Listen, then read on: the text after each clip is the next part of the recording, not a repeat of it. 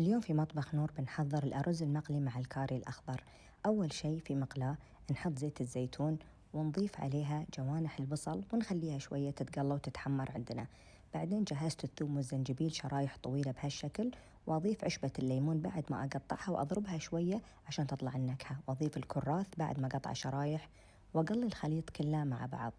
عقبها هني عندي الأدمامي سلقته أضيفه على الخليط، وعندي الخضار المفرزنة المشكلة أضيفها على الخلطة هذه.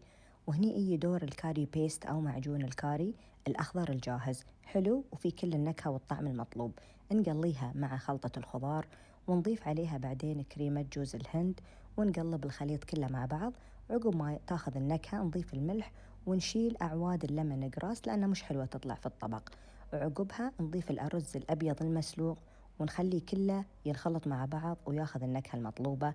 وبكذي الطبق صار جاهز، سريع وخفيف وجدا لذيذ. عليكم بألف عافية.